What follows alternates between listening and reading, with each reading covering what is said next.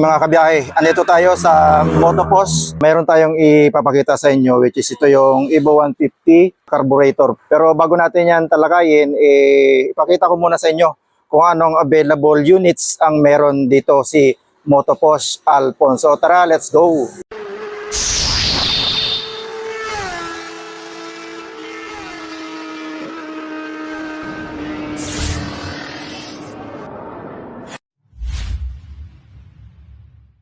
So, good morning mga kabiyahe. Andito tayo sa Motopost Alfonso, Angas Road. Ang landmark nito, Alfonso Intersection. Mayroon tayong ipapakita sa inyo which is ito yung Evo 150 na carburetor. Bago natin yan talakayin, ipakita ko muna sa inyo kung anong available units ang meron dito si Motopost Alfonso. So, ito mga kabiyahe, available 3 units.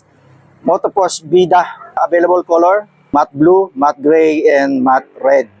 At ito nga po mga kabiyahe ay 110cc carburetor, air-cooled 4-speed po ito mga kabiyahe. At ang fuel capacity nito mga kabiyahe ay 4.8 liters. Starting system nito mga kabiyahe pwede sa kick at pwede rin sa electric.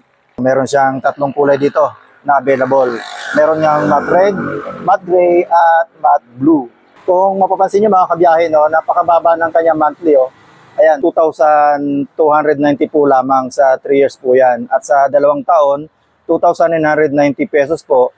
At sa 1 taon naman, 5,090 pesos. At nagbibigay din siya mga kabiyahe ng rebate na 200 pesos if updated po tayo magbayad sa per monthly nitong unit na ito. And then meron tayo ditong available 2 Pantra motorcycle. Ito yung pangmalakasan. Pinoy 125. Pwedeng gamitin sa kahit anong service. Pwedeng lagyan ng sidecar. Ready ito pang negosyo, pang hatid sa eskwela o kahit anong kargada. Kaya nito. Basta lagyan nyo lang siya ng sidecar. So ito ang presyo mga kabiyahe. Ayan, napakamura mga kabiyahe. Sa 3,400 kung kukunin natin ng installment, maiuwi nyo na itong unit na ito. Pwede nyo nang kabitan ng sidecar para pwede natin gawing pang hanap buhay o kaya pwede rin pang service mga kabiyahe. 3,400 ang down payment at sa loob naman ng 3 taon, magmamonthly lang tayo dito ng 2,209. Sa 2 taon naman, 2,817 per monthly niya at sa 1 taon, 4,646. Ayan. At may rebate siya mga kabiyahe ng 200 pesos. If updated tayo magbayad dito sa unit na ito mga kabiyahe. So ayan, 2 yung unit natin dito na napakaangas. Pantra motorcycle ito mga kabiyahe, yung pangmalakasan nila. Pang negosyo yan. So ito naman mga kabiyahe, si Motopost Pinoy 155. Isang Pantra motorcycle din mga kabiyahe, mas malakas ito kesa doon sa naipakita natin kanina na Pinoy 125. Ito is 155 mga kabiyahe. Pang DE nandin ito mga kabiyahe. Pwede ito pang akyatan. Although yung 125 pwede din naman yun. Pero mas malakas ito si 155. So ito yung presyo niya mga kabiyahe. 3,400 din yung down payment. At yung 3 years niya, 2,494. Yung 24 months niya is 3,183. At yung 12 months mga kabiyahe, 5,249 pesos. At yung rebate niya mga kabiyahe, 200 pesos if updated tayo. At kung kukunin nyo naman ang cash, ayan, 46,000 po lamang.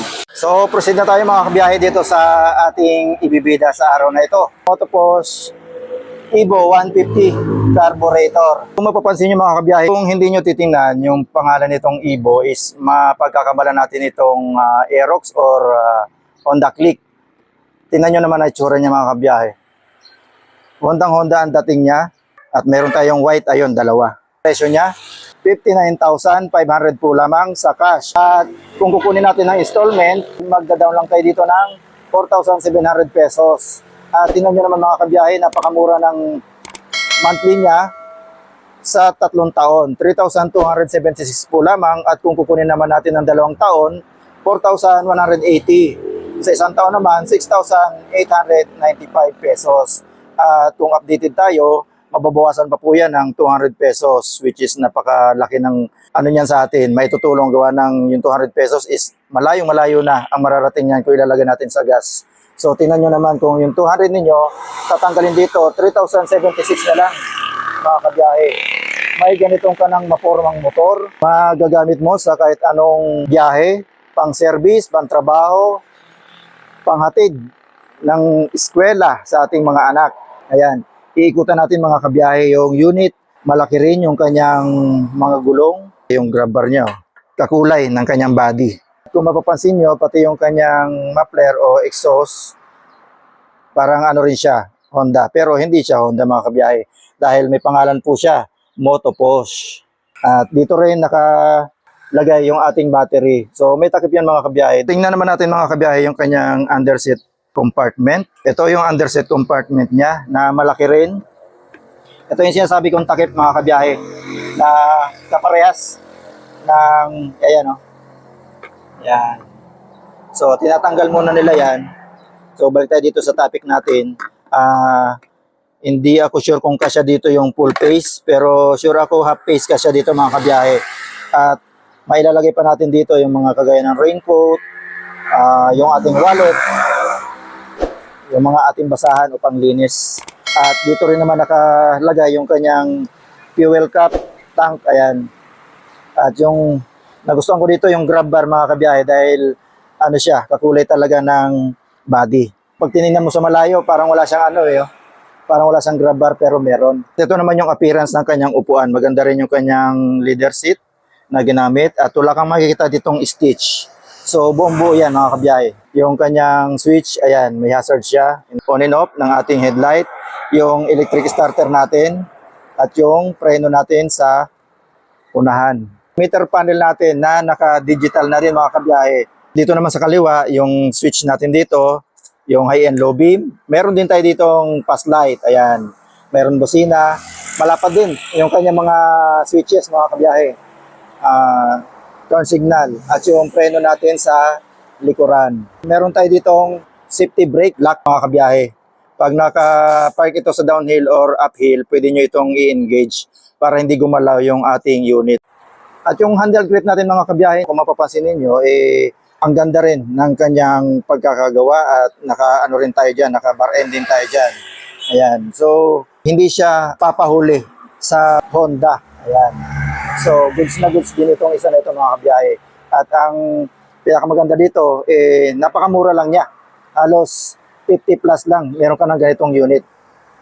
At punta natin mga kabiyahe, yung ignition natin, ito, maganda na rin siya, naka-shutter lock at mayroon din rin siya ditong buton para sa ating upuan. Ayan. At yung physical key natin na mahaba din. May bulsa rin tayo dito, medyo mababaw lang, kagaya ng basahan. And then dito naman sa kaliwa, may bulsa tayo dito na medyo malalim. At wala yung takip mga kabiyahe. So meron din ito mga kabiyahe, USB charging port. Ayan, ito yung kanyang outlet. Ayan, may takip yan. Kahit maulan na yan, hindi yan papasukin. So ipakita ko lang itong kick starter natin. Ayan, naka-chrome siya, bakal yan. Ito yung CVT, air cleaner natin, foot peg ng ating pillion. Ito naman yung gulong natin. Ang sukat niya ay 100 by 80 by 14. So okay yung sukat niya dahil di 14 siya mga kabiyahe.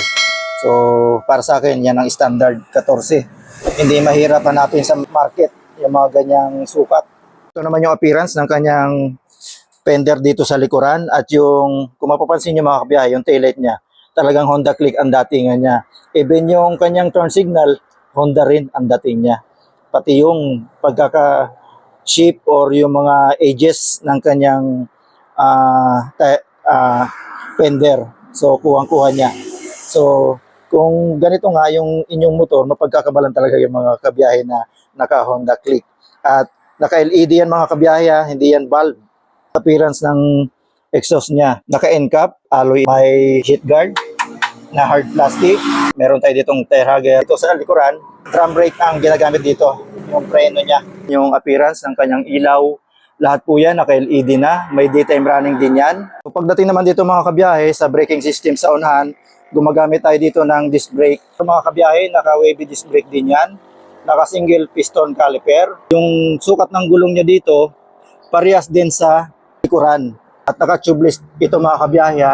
So yun mga kabiyahe, ang braking system natin dito mga kabiyahe, naka-combi brake. So ang ibig sabihin noon, pagka gumamit tayo ng preno sa likuran, ay magbibigay din siya ng preno sa unahan ng 30%. Ang likuran, 70%. So, isa lang gamitin natin, mag-i-engage na yung dalawa. So, yung presyo niya mga kabiyahe, ito lang, sa halagang 59,500 pesos, may ganito ka ng gwapong motorsiklo o scooter. So, ipakita natin yung puti. So, ito naman mga kabiyahe, yung puti. Pares lang sila mga kabiyahe ng presyo 59,500. So, kung mag-aabil kayo o naghahanap kayo ng ganito, dito lang kayo pumunta sa Motopost Alfonso at available po yan dito. So, yun, dito lang kayo pumunta sa Motopost Alfonso at ang landmark na ito mga kabiyahe ay yung intersection ng Alfonso mismo. So, si Sir, manager dito mga kabiyahe. Ayan. So ako po si Rolando Sainya. Ako po ang branch manager ng Motopost Alfonso, Cavite. So located po kami sa Luksoy, Ilaya, Alfonso, Cavite. Yun mga kabiyahe Dito lang kayo pumunta sa Motopost Alfonso, Cavite. Kita-kits muli tayo. Biyahe ni Frank. God bless.